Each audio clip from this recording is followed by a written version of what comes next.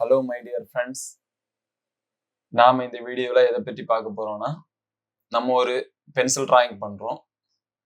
அதை ஃபோட்டோஷாப் மூலமாக ஒரு டிஜிட்டல் பெயிண்டிங்காக நம்ம மாற்ற முடியும். அப்படி ஒரு ஸ்கெட்ச், ஒரு சாதாரண ஒரு ஸ்கெட்ச் அல்லது ஒரு டிராயிங்கு நம்ம எப்படி டிஜிட்டலாக ஃபோட்டோஷாப்பை பயன்படுத்தி நாம் எப்படி வரையலாம் அப்படிங்கிறத பற்றி தான் இந்த வீடியோவில் பார்க்க போகிறோம். ரொம்ப ஈஸியான மெத்தட் தான். இந்த வீடியோ மட்டும் நீங்கள் துவக்கத்துல இருந்து முடிவு வரைக்கும் பார்த்தீங்கன்னா உங்களுக்கு ரொம்ப ஈஸியாக புரியும். இதை பயன்படுத்தி நீங்கள் ஒரு சாதாரண ஸ்கெட்சை அழகான ஒரு டிஜிட்டல் பெயிண்டிங்காக யாராலையும் வரைய முடியும். எனவே இந்த வீடியோவை துவக்கத்துலேருந்து எண்டு வரைக்கும் நீங்கள் பாருங்கள். நம்ம சேனலை சப்ஸ்கிரைப் பண்ணாதவங்க சப்ஸ்கிரைப் பண்ணுங்கள், லைக் பண்ணுங்கள், கமெண்ட் பண்ணுங்கள்.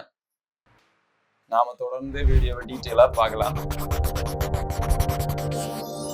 Hello my dear friends, welcome to DLA.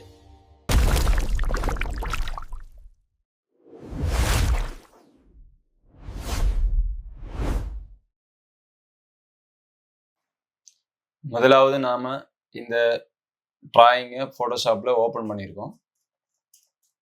அப்புறமா நியூ லேயர் ஓப்பன் பண்ணி நம்ம அந்த நியூ லேயர் மேலே பெயிண்டிங் பண்ணோன்னா இப்படி தான் இருக்கும். அந்த கீழே இருக்க ஸ்கெட்ச் லேயர் நமக்கு மறைஞ்சிரும். நாம் இப்போ மேலே பெயிண்ட் பண்ணதை எரேஸ் பண்ணிக்கலாம். அப்புறம் செலக்ட் பெயிண்ட் பக்கெட் டூல், நம்ம ப்ளூ கலரை ஃபில் பண்ணிக்கிறோம். இப்போ அதுக்கப்புறம் செய்ய வேண்டிய முக்கியமான வேலை பிளெண்டிங் மோடில் செலக்ட் மல்டிப்ளை. நாம இந்த மல்டிப்ளையை செலக்ட் பண்ணும்போது கீழே இருக்கிற ஸ்கெட்ச் லேயர் நமக்கு நல்லாவே தெரியும். அப்புறம் நம்ம செய்ய வேண்டியது டார்க் கலர்ஸை ஃபர்ஸ்ட் நாம பெயிண்ட் பண்ணுறோம்.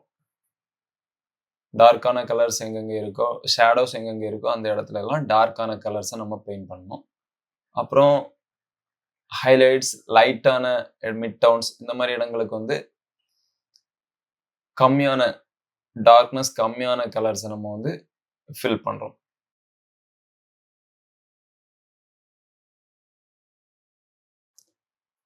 தென் ஸ்கின் இருக்கிற பகுதிகளுக்கு நம்ம டார்க்கான வேல்யூ இருக்கிற பகுதிகளுக்கு டார்க் கலரையும், லைட்டான வேல்யூஸ் இருக்கிற இடங்களுக்கு லைட்டான கலர்ஸையும் யூஸ் பண்ணி நான் இந்த பெயிண்டிங்ல பெயிண்ட் பண்றேன்.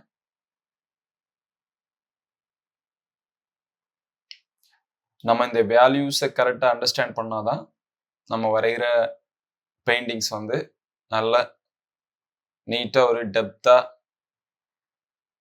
பார்க்கறதுக்கு ஒரு 3D எஃபெக்டோட நமக்கு தெரியும். அதனால நாம் எப்போவுமே டார்க்கான வேல்யூ இருக்கிற பகுதிகளுக்கு டார்க்கான கலர்ஸும், லைட்டான வேல்யூஸ் இருக்கிற பகுதிகளுக்கு லைட் கலர்ஸும் நம்ம யூஸ் பண்ணணும். அப்புறம் கண்ணில் ஒயிட் கலர் பெயிண்ட் பண்ணியிருக்கேன்.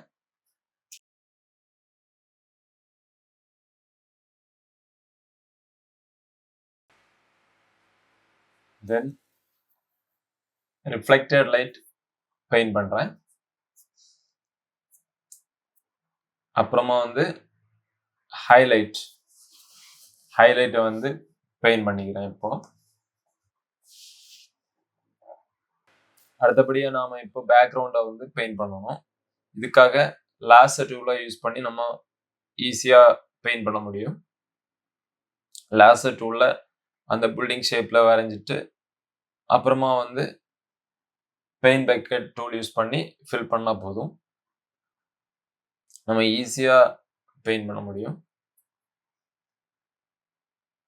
அதுபோல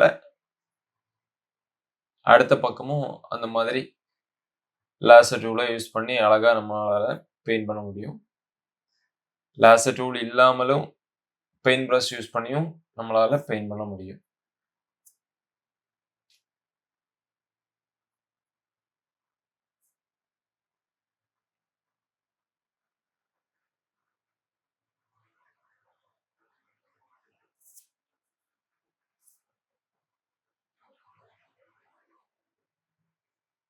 அடுத்தபடியா பில்டிங்க்கும் பேக்ரவுண்ட்ல இருக்கிற பகுதிகளை நம்ம பெயிண்ட் பண்றோம்.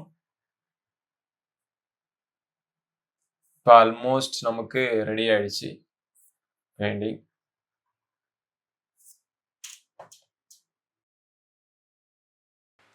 அடுத்ததான் நியூ லேயர் ஓபன் பண்ணி இந்த பெயிண்டிங்க்கு ஒரு ஃப்ரேம் மாதிரி நம்ம செட்டப் பண்ணோம்னா இது பார்க்கறதுக்கு இந்த பெயிண்டிங் ரொம்ப நல்லா இருக்கும். ஆல்மோஸ்ட் இதோட ஒர்க் முடிஞ்சிடுச்சு. ஸோ இந்த வீடியோ உங்களுக்கு ரொம்ப யூஸ்ஃபுல்லாக இருக்கும்னு நம்புகிறேன். தொடர்ந்து நம்ம சேனலை சப்ஸ்கிரைப் பண்ணாதவங்க சப்ஸ்கிரைப் பண்ணுங்க, லைக் பண்ணுங்க, சேனல் கீழே கமெண்ட் பண்ணுங்க. இந்த டிராயிங் பிஃபோர் நம்ம பெயிண்டிங் பண்ண முன்னாடி, இப்போ நம்ம பார்க்கறது பெயிண்டிங் பண்ணதுக்கு அப்புறம். இந்த 2 டிரான்ஸ்ஃபர்மேஷன் எப்படி இருக்கு அப்படிங்கிறத நீங்க கமெண்ட்ஸ்ல சொல்லுங்க. ஓகே ஃப்ரெண்ட்ஸ், தேங்க்ஸ் ஃபார் வாட்சிங்.